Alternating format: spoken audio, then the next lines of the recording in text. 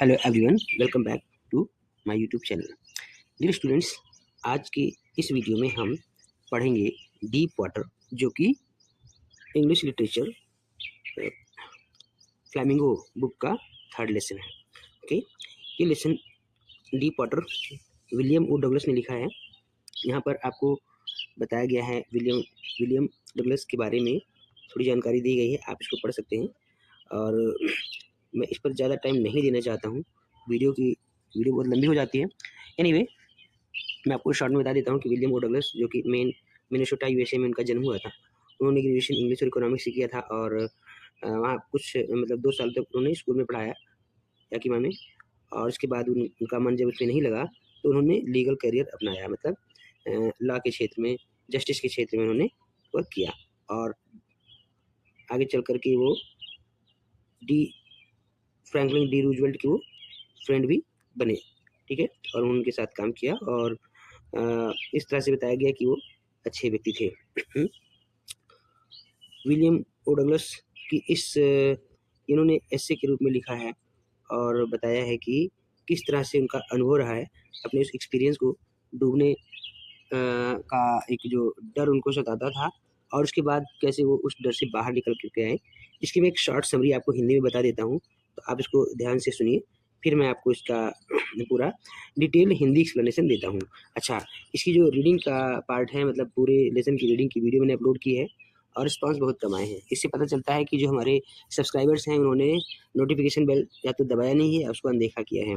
तो मुझे उम्मीद है कि जब स्कूल खुलेगा तो बहुत से बच्चे इस वीडियो के माध्यम से अपनी स्टडी को बेहतर ढंग से कर पाएंगे। और अभी छुट्टियों में बच्चे ध्यान कम देते हैं क्योंकि उनके पास तमाम सारे काम है, आना जाना है, और जैसा कि आप समझ सकते हो। लेकिन जब स्कूल में पढ़ाया जाता है और टीचर की तरफ से थोड़ा सा प्रेशर बनता है तो बच्चे पढ़ते हैं। एनीवे, ये तो रही ऐसी बातें। फिलहाल आपसे रिक्वेस्ट है कि आप इस चैनल को जरूर सब्सक्राइब करें और हमें सपोर्ट करें, ताकि हम आपको और बेहतर वीडियोज़ आपके लिए ला सकें। ओके, तो चलिए, इस लेसन की समरी कुछ इस तरह से है कि विलियम ओ डगलस जब छोटे बालक थे, 3 या 4 साल के, तो एक बार अपने पिता के साथ वो गए हुए थे समुद्र के किनारे, बीच, और वहाँ पर समुद्र की लहरों ने आकर के उनको गिरा दिया और पानी के अंदर डुबा दिया। और तब से इनके अंदर पानी के प्रति एक डर बना हुआ था और पानी के पास नहीं जाना चाहते थे। फिलहाल उनको तैरने का शौक तो था, लेकिन जब वो 11 साल के होते हैं तो उनको ऐसा मौका मिला कि वो वाईएमसीए पूल जो वहाँ पर है, वहाँ पर तैरने के लिए वो जाते हैं। क्योंकि तैरने के लिए वहाँ पर बच्चे याकिमा रिवर में भी जाते थे, याकिमा नदी में, लेकिन वहाँ पर अक्सर बच्चे डूब जाते थे, बह जाते थे। और इस बात को उनकी माँ बार-बार चेतावनी देती थी, याद दिलाती थी कि देखो अभी कुछ दिन पहले एक बच्चा वहाँ डूब गया और फिर एक बच्चा और डूब गया, ऐसा-ऐसा करके खबर देती रहती थी और उनको वहाँ जाने से मना करती थी कि तुम याकिमा रिवर में मत जाना, क्योंकि वहाँ खतरा है और वो बहुत खतरनाक नदी है। लेकिन वो जब अपने तैरने की इस उत्कंठा को, इच्छा को पूरी करना चाह रहे थे, तो उन्होंने वाईएमसीए पूल जॉइन किया, जहाँ पर सुरक्षित था कि जहाँ उथला हिस्सा था लगभग 3 से 4 फीट गहरा था और जो गहरा हिस्सा था वो लगभग 9 फीट गहरा था।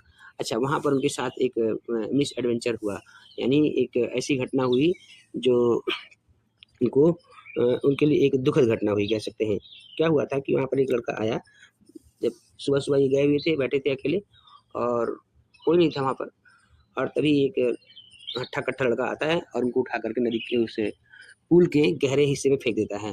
बैठे की पोजीशन में उसमें चले जाते हैं और वहाँ पर उनका एक जो संघर्ष है कि कैसे वो अपनी जान बचाने के लिए हर संभव प्रयास करते हैं। सोचते हैं कि जैसे मैं गहराई में जाऊँगा, तलहटी पर मेरा पैर टच करेगा, मैं जंप करूँगा और उछल कर ऊपर आ जाऊँगा, पानी पर फ्लैट हो जाऊँगा और मैं अपना बचाव कर सकूँगा। और उनका ये संघर्ष जिस तरह से उन्होंने वर्णन किया है, और आखिरकार 2 से 3 बार के उस कोशिश में, प्रयास में वो डूब जाते हैं और मरने की हालत में पहुँच जाते हैं, बेहोश हो जाते हैं। और तब कुछ लोग उनको पानी से निकाल करके और पूल के बाहर लेटाते हैं, वो पेट के बल लेट करके उल्टियाँ कर रहे होते हैं। तब उनको होश आया कि अरे! मैं तो यहाँ पर हूँ, और आखिरकार वो बच करके घर जाते हैं। उसके बाद से उनके अंदर ये पानी का जो डर है अभी और भी गहरा बना हुआ था, और जब भी कभी ये फ़िशिंग ट्रिप पर जाते थे तो उनका मज़ा किरकिरा हो जाता था। एन्जॉय नहीं कर पाते थे क्योंकि उनके अंदर पानी में डूबने का डर हमेशा बना रहता था।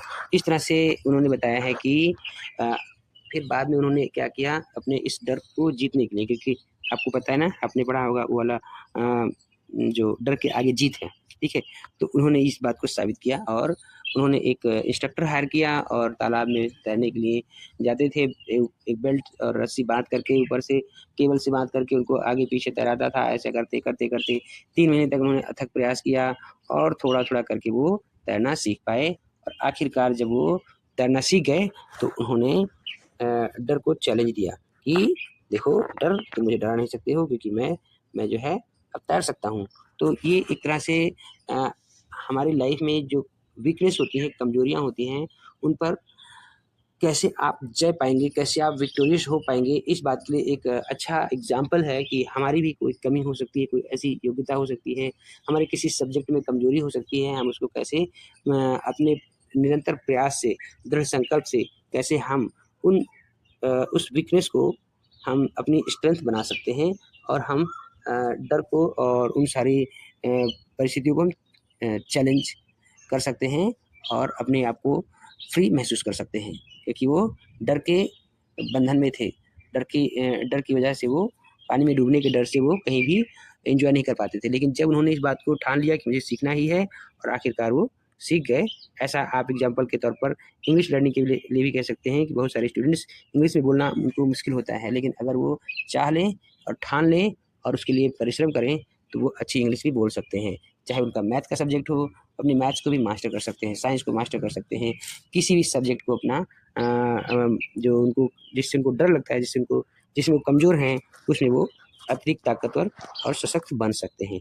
एनीवे, तो हम स्टार्ट करते हैं इसके पैराग्राफ वाइज एक्सप्लेनेशन पर, और मैं कोशिश करूँगा कि वीडियो शॉर्ट रहे, ज़्यादा लंबी ना होने पाए। फिर भी जो पढ़ने वाले बच्चे हैं पेशेंस के साथ इसको पढ़ सकते हैं, समझ सकते हैं। मेरा प्रयास है कि मैं आपको उसको बेहतर तरीके से समझाऊँ, और बीच बीच में आप कमेंट करते जाइए, जिस वर्ड की मीनिंग आपको पूछनी है आप मीनिंग कमेंट करके भी पूछ सकते हैं। फिलहाल मैं अब स्टार्ट करता हूँ उसका एक्सप्लेनेशन। बताया गया है, it had happened when I was 10 or 11 years old. I had decided to learn to swim. There was a pool at YMCA in Yakima that offered greatly the opportunity. The Yakima River was treacherous. Mother continually warned against it and kept fresh in my mind the details of each drowning in the river. But the YMCA pool was safe. It was only 2 or 3 feet deep at the shallow end, and while 9 feet at the other. Drop was gradual. I got a pair of water wings, went to the pool. I hated to walk naked into it, show my skinny legs, but I subdued my pride and did it. इसका मतलब है कि ये बताया गया है कि लेखक कहता है कि ऐसा हुआ जब मैं 10 या 11 साल का था, तो मैंने तैरने के लिए डिसाइड किया तैरने के लिए। YMCA, ये याकिमा का YMCA पूल ऐसा मौका देता था। याकिमा रिवर जो है वो धोखेबाज थी। निरंतर मुझे बार-बार याद दिलाती रहती थी और उसके सारे फ्रेश अपडेट्स लाती रहती थी। हर एक डिटेल जो नदी में कोई डूब गया उसकी वो घटना को वर्णन करती और बताती रहती थी। लेकिन YMCA पूल सुरक्षित था और उसके जो शैलो एंड पर लगभग 2-3 फीट गहरा, और जो गहरा हिस्सा था वो 9 फीट डीप था, और जो ड्रॉप मतलब की जो गहराई है वो सतत थी, मतलब ढलान की नुमा थी। और लेखक कहता है कि मैंने एक जोड़ी वाटर विंग्स लिए। वाटर विंग्स मतलब पानी में तैरने के लिए जो इक्विपमेंट होता है जिसकी मदद से आप आसानी से तैर सकते हैं, और पूल पर जाते हैं। लेकिन वहाँ पर जा कर के अपने दुबले-पतले पैरों को दिखाना उनको थोड़ा शर्मिंदगी महसूस हो रही थी, लेकिन उन्होंने अपने इस अभिमान को दबाया, अभिमान को किनारे किया और तैरने का निश्चय किया, और उन्होंने ऐसा किया। आगे बताया गया है, in the beginning however I had an aversion to the water when I was in it.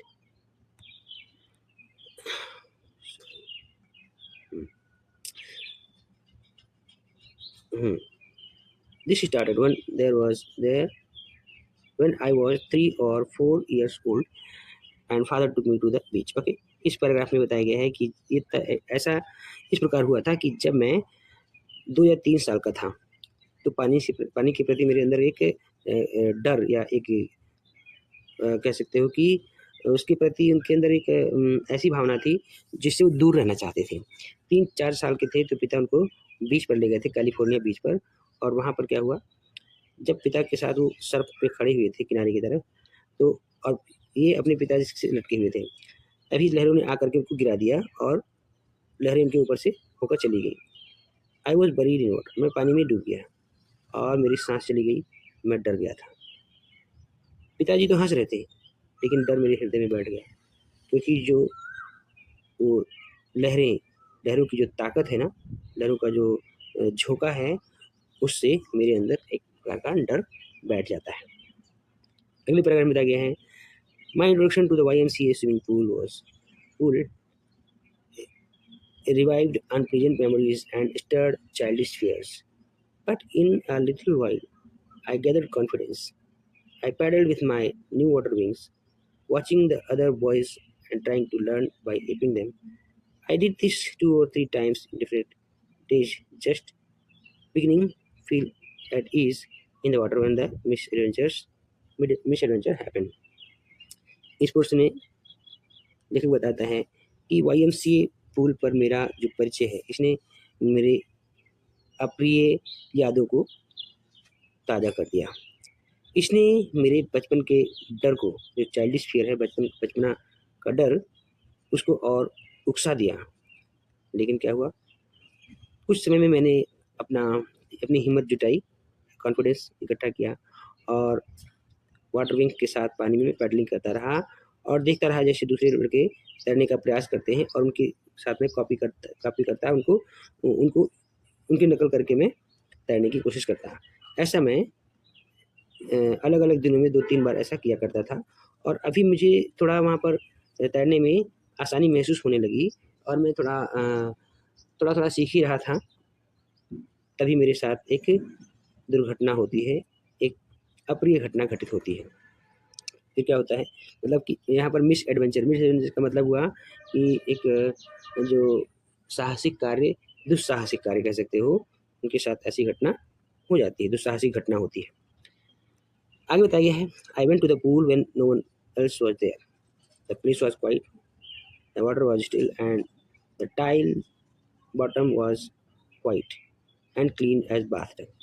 I was timid about going in alone, so I sat on the side of the pool and wait for others. इस paragraph में short paragraph है, बताया कि मैं pool पर जाता हूँ, मैं पूल पर गया और उस जगह बिल्कुल शांत था, पानी भी शांत था और पानी की जो तलहटी, पूल की तलहटी की जो टाइल्स लगी हुई थी वो स्वच्छ दिखाई दे रही थी और एक तो बाथटब के जैसा पानी वहाँ का बिल्कुल अच्छा सा पानी था और मैं उसमें अकेले जाने से थोड़ा डर रहा था, थोड़ा सा मैं डरपोक सा था। फिर क्या हुआ, मैं किनारे की तरफ बैठ रहा और इंतजार करता रहा कि दूसरे लोग भी आ जाएं। I had not been there long when in came a bruiser of a boy, probably 18 years old. He had a thick hair on his chest. He was a beautiful physical specimen with legs and arms that showed rippling muscles. He had high skinny. How would like to be ducked? और तभी वहाँ पर अभी ज़्यादा देर नहीं हुआ था, तभी एक हट्टा-कट्टा लड़का आता है, एक ताकतवर लड़का आता है जो लगभग 18 साल का था। उसके सीने पर, चेस्ट पर घने बाल थे, मतलब वो जवान लड़का था और उसका जो शरीर है एक सुंदर नमूना था। उसके हाथों और उसके मतलब पैरों और उसकी भुजाओं की मसल्स में बर्फ पड़ी हुई थी, काफ़ी हट्टा-कट्टा था वो और वो आकर के चिल्लाता कहता है, पतलू क्या तुझे कैसा लगेगा अगर पानी में तुझे डुबा दूँ तो? ऐसा करके वो बोलता है और फिर क्या होता है, with that he picked me up and tossed me in the deep and, और ऐसा कह करके उसने मुझे उठा करके पानी के गहरे हिस्से में डाल दिया। मैं सिटिंग पोजीशन में नीचे चला गया और मैं पानी शैलोड वाटर मतलब पानी घूट गया, निकल गया और क्या हुआ, मैं सीधे उसकी तलहटी की तरफ जाने लगा। फिर क्या हुआ, आई वॉज फ्राइटेंड, मैं डर गया था, लेकिन इतना भी डरा नहीं था कि मैं अपना होश आवास खो दूँ।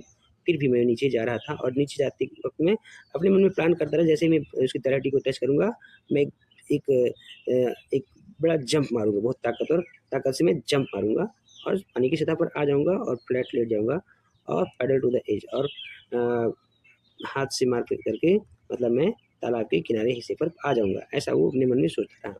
लेकिन क्या होता है, it seemed a long way to down, और ये नीचे जाना बड़ा लंबा लग रहा था। जैसे वो 9 फीट तक से 90 फीट लग रहे थे। और क्या है, जब मेरे पैरों ने टच किया उसकी तलहटी को, मेरा जो लंग्स मतलब मेरे फेफड़े जैसे फटने को हो गए।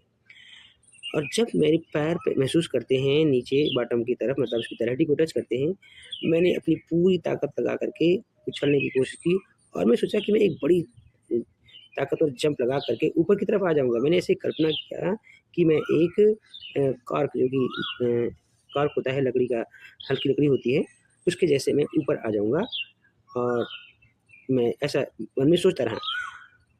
बजाय इसके कि मैं तेज़ी से आऊँ, instead I came up slowly. मैं बड़े धीरे-धीरे ऊपर आया। आई ओपन माय आइज़ और जब मैं ऊपर आया भी तो मैं देखने की कोशिश किया तो मुझे सिर्फ पानी, water that had a dirty yellow tinging to its, ऐसा पानी जिसमें हल्का पीलापन है।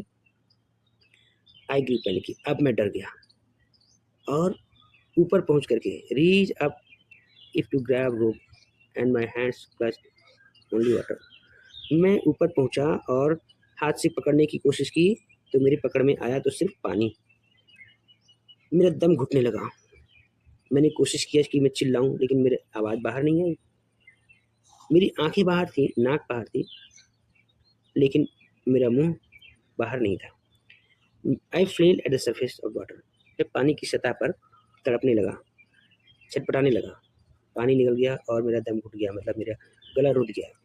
मैंने कोशिश किया कि मैं अपने पैरों को ऊपर लेकर के आऊँ, लेकिन वो ऐसा मृत वजनदार चीज़ के जैसे नीचे लटकते रहे और मैं एक तरह से पैरालाइज हो गया, मतलब जैसे लकवा जैसा मार गया हो, सुन्न हो गया और कड़ा हो गया। A great force was pulling me down. अब मुझे एक जैसे लगता है कोई बड़ी ताकत मुझे नीचे खींच रही है। आइसक्रीम, मैं चिल्लाया, लेकिन सिर्फ पानी ने मुझे सुना और किसी ने नहीं। I decided on long journey back to the bottom of the pool. फिर मैं वापस नीचे की तरफ लंबी यात्रा में जाने लगा। I struck at the water as I went down. मैं नीचे जाते हुए अ, पानी को मारता रहा नीचे की तरफ ताकि मैं ऊपर आ जाऊँ और मेरी ताकत सिर्फ इस तरह से महसूस हो रही थी जैसे कोई रात के डरावने सपने में कोई संघर्ष कर रहा हो और एक ऐसी ताकत मुझे रोक रही हो, एक इर्रेसिस्टिबल फोर्स, एक ऐसी ताकत जिसको आप सामना नहीं कर सकते हो, जिसको आप रोक नहीं सकते हो, इस तरह की ताकत मुझे खींच रही थी नीचे की तरफ, ऐसा मुझे महसूस हो रहा था। फिर क्या होता है, I had lost all my breath. मेरी सांस चली गई, मेरे फेफड़े दर्द करने लगे और मेरा सर चकराने लगा। मुझे बेहोशी महसूस होने लगी। But I remember the strategy. फिर भी मुझे रणनीति मुझे याद आई। क्या है? I would be spring from the bottom of the pool. मैं पानी की तलहटी पर जंप करूँगा, उछलूँगा और off the pool and come like a cork to the surface. Cork के जैसे ऊपर आ जाऊँगा। I would lie flat on the surface of water. I would lie flat on the water, strike out with my arms and trash with my legs. मैं इस बात को कल्पना करता रहा कि मैं पानी पर पहुंच करके फ्लैट लेट जाऊंगा और अपनी भुजाओं से मैं पानी को दूर करूंगा, पैरों से मारूंगा और मैं ऊपर आ जाऊंगा और किनारे आकर के मैं अपने आप को सुरक्षित कर लूँगा। ये कल्पना मेरे अंदर चलती रही। लेकिन होता क्या है, आगे बताया है, आई वेंट डाउन डाउन। मैं नीचे जाने लगा, एंडलेसली, अंतहीन नीचे जाने लगा। मैंने अपनी आंखें खोली, कुछ नहीं दिखा। क्या? Nothing but water with yellow glow. पीले चमक का पानी, dark water that one could not see through. अंधेरा, अंधेरा पानी जिसमें से होकर के कोई कुछ देख नहीं सकता है, ऐसा मुझे दिखाई देता है। आगे बताया गया है, and then a sheer stark terror seized me. तभी एक अजीब से डर ने मुझे जकड़ लिया। एक ऐसा डर जिसमें कोई समझ काम नहीं करती, डर जिस पर कोई नियंत्रण ना हो, एक ऐसा डर जो कोई समझ नहीं सकता जिसने कभी अनुभव ना किया हो। एक भयानक डर ने मुझे पकड़ लिया और क्या है, मैं पानी के अंदर चीखता रहा और मैं पूरी तरह से बेहोश सा हो गया, पैरालाइज्ड, पानी में पैरालाइज हो गया, स्टिफ रिजिड विथ फियर, डर से अकड़ गया और काफ़ी डरा हुआ था। Even the screams in my throat were frozen. मेरे डर मेरा डर जो है चिल्लाहट मेरी चिल्लाहट मेरे गले में जम गई। केवल मेरा हृदय और जो मेरे सिर में जो हेड में जो धड़कन महसूस हो रही थी, यही इस बात को बता रही थी कि मैं ज़िंदा हूँ। बाकी ऐसा लग रहा था कि अब मैं मरने ही वाला हूँ। And then in the midst of that terror come a touch of reason. इसी डर के दौरान मेरे अंदर एक कारण मेरे मन में आता है कि मुझे याद रखना चाहिए कि जैसे ही बॉटम पर मैं टच करता हूँ, मुझे उछलना है। और आखिरकार मैंने अपने पैरों के नीचे टाइल्स को महसूस किया और मेरे पैर के पंजे ऐसा लग रहा था कि वहाँ से छूटने के बजाय वो उसको जकड़ रहे हों, उसको पकड़ रहे हों। मैंने पूरी ताकत से जंप किया, लेकिन क्या हुआ? इस उछलने से कोई ख़ास फ़र्क नहीं पड़ा। पानी अभी मेरे चारों तरफ था। मैंने रस्सी के लिए देखा, सीढ़ी, वाटर विंग्स, कुछ नहीं, सिर्फ पानी और पानी। ढेर सारा पानी, पीला पानी मुझे पकड़े हुए था। अजीब-सा डर मुझे पानी के अंदर रोके हुए था और ये और गहरा होता चला गया, जैसे मुझे बिजली का झटका सा लग रहा हो। मैं उसके अंदर काँपा, हिला डर से। मेरे हाथ चल नहीं रहे थे। माय लेग्स वुडंट मूव, मेरे पैर नहीं चल रहे थे। मैंने कोशिश किया चिल्लाने की, मदद के लिए चिल्लाया, माँ को बुलाया, कुछ भी घटित नहीं हुआ। और फिर क्या होता है? और तभी and then strangely there was a light. I was coming out of a powerful yellow water. At least my eyes were out, my nose almost out. और तब एक अजीब सी बात, विचित्र बात होती है। इन सारी कोशिशों में मैं ऊपर आने लगा और अजीब सा जो पीला पानी मेरे चारों तरफ था, उससे बाहर में आया और मेरी आँखें बाहर थी, लगभग नाक भी बाहर थी। Then I started down a third time. अब मैं तीसरी बार फिर नीचे जाने लगा। I suck for air but got water and got to go to water. मैंने हवा के लिए खींचा और फिर पानी में जाने लगा। The yellowish light was going out. अब वो पीला प्रकाश, पीली रोशनी वो भी जाने लगी।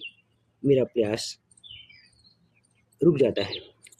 अब ऐसा लगता है कि मैं जैसे रिलैक्स कर रहा हूँ। मेरे पैर निर्जीव से हो गए and a blackness swept over my brain. और मेरे मस्तिष्क पर अंधेरा छा गया। इसने डर को हटा दिया, इसने सारे भय को दूर किया। अब और अधिक डर नहीं रहा। मैं बिल्कुल शांत था, स्थिर और पीसफुल हो गया। Nothing but to be afraid. डरने की ज़रूरत नहीं है। दिस इज़ नाइस, अच्छा है। टू बी ड्राउजी, सुस्त हो जाना और सो जाना। जंप करने की कोई ज़रूरत नहीं। Too tired to jump. उछलने के लिए ताकत ही नहीं बची। इतना अधिक थक गए कि और उछल नहीं सकते।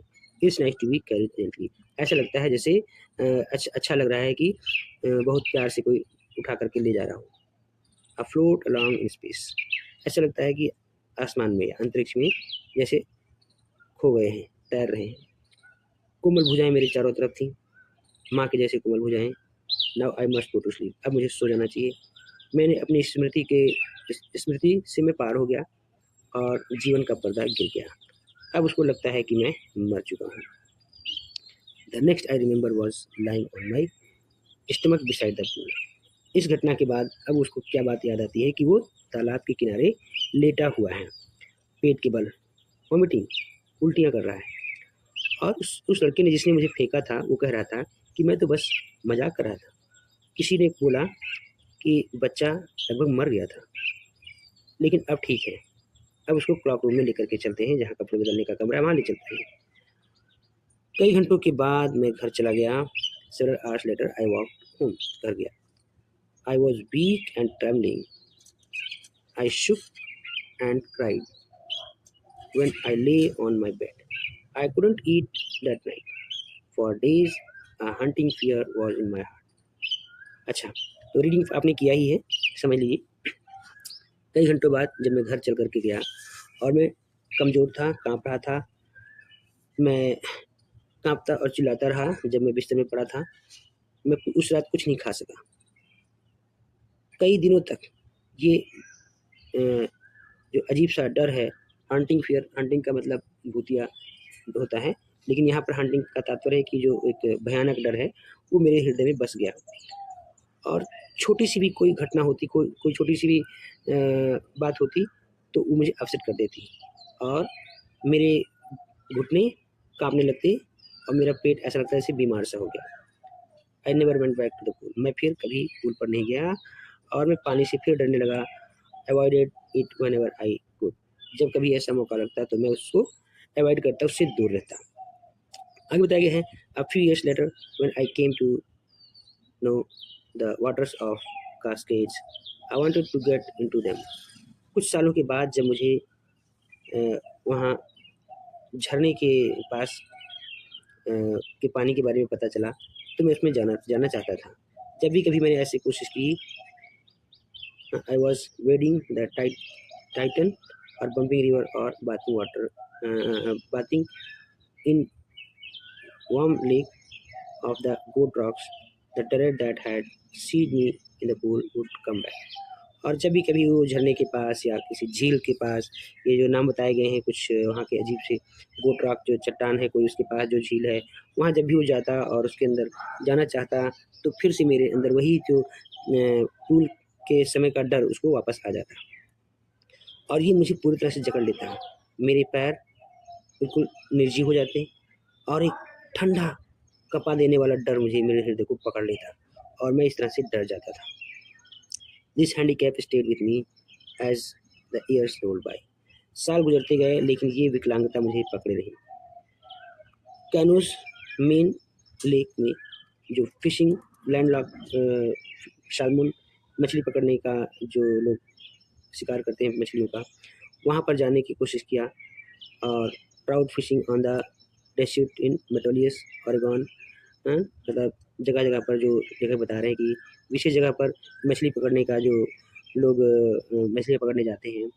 Fishing for salmon on the Columbia पे मछली पकड़ने का अभियान और Bumping Lake in the Cascades, wherever I went the haunting fear for of the water followed मी।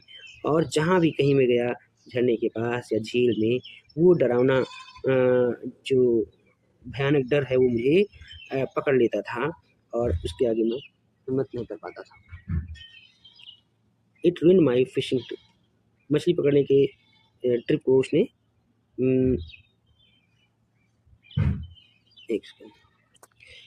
तो लेखक बताता है कि जहाँ की कहीं भी मैं गया, वो भयानक डर मुझे पकड़े रहा, मेरा पीछा करता रहा और इसने मेरी फिशिंग ट्रिप को रुइन कर दिया, बर्बाद कर दिया। सारा जो कैनोइंग का, बोटिंग का, स्विमिंग का सारा मेरा जॉय, सारा आनंद मेरा छिन गया। ऐसा लेखक का अनुभव है कि वो तैरने की सारी गतिविधियों से वंचित रहा। I used every way I knew to overcome this fear. मैंने इस डर से उबरने के लिए हर संभव प्रयास किया, जितने तरीके मुझे पता थे मैंने किया, लेकिन ये मुझे और अच्छे से अपने जकड़ में लिए रहा। आखिरकार अक्टूबर के महीने में मैंने डिसाइड किया कि मैं एक इंस्ट्रक्टर को हायर करता हूँ और तैरना सीखता हूँ। मैं तालाब पे गया और वहाँ पर प्रैक्टिस किया हफ्ते में 5 दिन और 1-1 घंटे। इंस्ट्रक्टर मुझे क्या करता था, मेरे एक पेटी बांध देता और रस्सी से बांध करके ऊपर एक पुली लगी हुई थी, उस पुली से केबल के सहारे वो मुझे पानी में आगे पीछे करता और वो अपना क्या करता, he held to the end of the rope. रस्सी के एक हिस्से को पकड़ के रखता और वो उससे मैं आगे पीछे तालाब में तैरने की कोशिश करता। बैक एंड फोर्थ पूल में, उस तालाब में आगे पीछे तैरता और ऐसा मैं घंटों किया करता था, दिन करके, hour after hour, day after day, week after week. मतलब घंटे दर घंटे, दिन दर दिन, दिन ब दिन और सप्ताह दर सप्ताह मैं जो है कोशिश करता सीखने के लिए और हर बार जब भी मैं उसमें तैरने की कोशिश करता तो मुझे फिर से डर वापस आ जाता।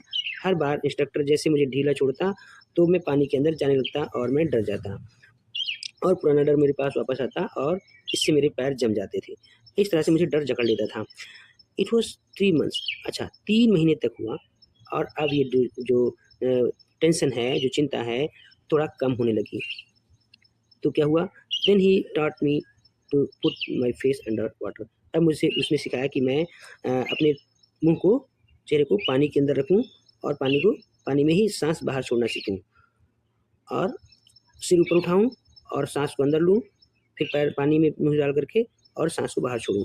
ऐसा मैं करते रहा और ये प्रक्रिया, ये अभ्यास मैं सैकड़ों बार किया और थोड़ा-थोड़ा करके उसने सिखाया और डर जो है अब डर मेरे से दूर जाने लगा जो मुझे पकड़े हुए था। My head went under water. Okay, बताया गया है bit by bit I shed part of the panic that seized me and when my head went under water.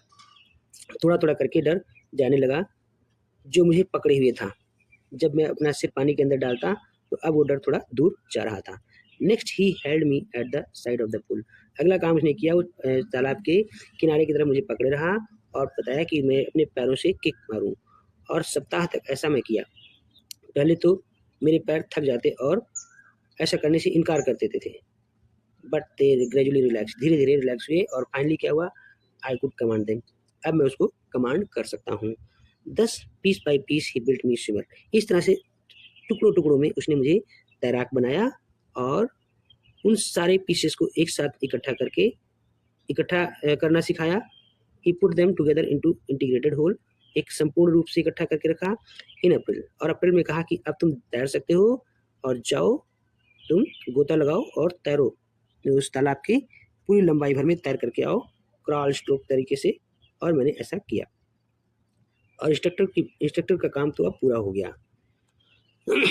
But I was not finished, लेकिन मैं अभी तक पूरा संतुष्ट नहीं हुआ था। क्या किया मैंने, अभी भी मुझे आश्चर्य था कि ये मैं डर जाऊंगा, ऐसा मेरे अंदर आता था।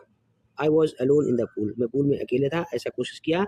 आई swum the length of up and down, मैं उसमें एक सिरे से दूसरे सिरे तक पूरी लंबाई में तैरा। Tiny wastage of the old terror would return, डर का थोड़ा सा डर एक अपनी पतली पगडंडी से, वेस्टीज का मतलब होता है पगडंडी, तो वो डर मेरे पास फिर से लौट आता पतली पगडंडी से। लेकिन क्या हुआ, but now I could frown and से, अब मैं गुस्से में आकर मैं कह सकता था, trying to scare me, well here's to you look, और मैं बार बार उसको वापस धमकी देता कि मुझे तू डराएगा, देख अब देख क्या करता हूँ मैं। End of I would go, और फिर मैं जाता पूल के दूसरे हिस्से तक तैर करके और फिर आता। इस तरह से मैं करता रहा। दिस वेट अंटिल जुलाई, ये जुलाई तक चलता रहा। But I was still not satisfied, अभी भी मैं संतुष्ट नहीं था, अभी मैं श्योर नहीं था कि डर ने मुझे पूरी तरह से छोड़ दिया है। So I went to the lake, और मैं लेक वेंटवर्थ में गया, हैम्पशायर में। वहाँ पर मैंने गोता लगाया और ट्रिग आइलैंड से और तैरा, लगभग 2 मील तक तैर करके गया जो स्टैम्प एक्ट आइलैंड है वहाँ तक। आई swum the crawl, breast stroke, side stroke and, तो तैरने के जो अलग अलग तरीके हैं, मैंने वहाँ पर तैरना मैं तैरा। क्रॉल जो रेंगने की कह सकते हो स्टाइल है, ब्रेस्ट स्ट्रोक छाती के बल तैरना, साइड स्ट्रोक की साइड से, बैक स्ट्रोक मतलब पीठ के बल, तरह तरह के में तैरने के लिए मैंने प्रयास किया और मैं तैरा। फिर बताया गया है कि when I was in the middle of the lake, अच्छा, only once did the return, एक बार डर मुझे वापस आया। क्या था, जब मैं लेक के मिडल में था, मैंने अपना चेहरा पानी में नीचे की तरफ किया। मैंने देखा अंतहीन बॉटमलेस वाटर, ऐसा पानी जिसकी कोई तलहटी ना हो, और पुराना डर का जो सेंसेशन है वो मेरे पास आता है बहुत छोटे रूप में, मिनिएचर मतलब बहुत छोटे रूप में। मैं हंसा और मैंने कहा, अच्छा श्रीमान डर, तुम क्या सोचते हो कि तुम मेरा क्या बिगाड़ सकते हो, मेरा क्या कर सकते हो। I fled and swam on, मैं वहाँ से भागा और तैरता रहा। Yet I had residual doubts, अभी भी मेरे पास आंशिक संशय था, डाउट्स थे।